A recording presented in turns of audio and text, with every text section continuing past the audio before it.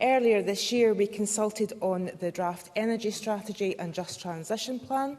Today, we are publishing the responses to the consultation in the draft, along with the independent analysis report that was commissioned to examine the responses received. This report confirms broad support for our net zero vision and highlights the importance of providing policy certainty to enable the required investment in skills, infrastructure and technologies.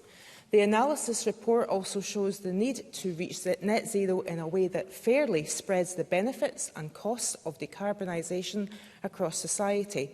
That's why our commitment to a just transition is so important. We are making available funding of almost £5 billion over this Parliament in net zero energy transformation, including £1.8 billion to accelerate heat decarbonisation, with at least £465 million to support those least able to pay for the transition. We're already making excellent progress in transforming our energy sector. Last week, I was delighted to launch the onshore wind sector deal. This is a great example of a shared commitment between government and industry that will bring forward investment in skills and the supply chain.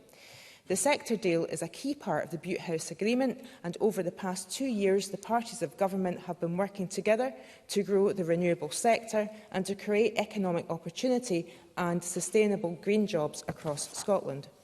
There is still work to be done, though. While we are pleased with the result for onshore wind in Scotland in the recent Contracts for Difference auction, the absence of offshore wind signals that the UK Government has failed to recognise the current market challenges that that sector faces, and we urge the UK Government to address this disastrous outcome in time for the next allocation round. As we have set out in the ESJTP, we believe that any new extraction of fossil fuels must be subject to very strict climate compatibility tests.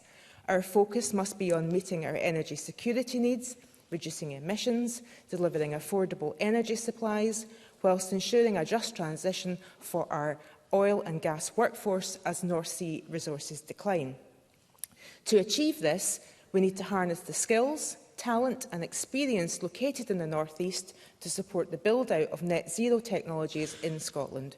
We're already acting, for example, through our 10-year £500 million Just Transition Fund, but the UK Government do need to play their part to enable this transition too.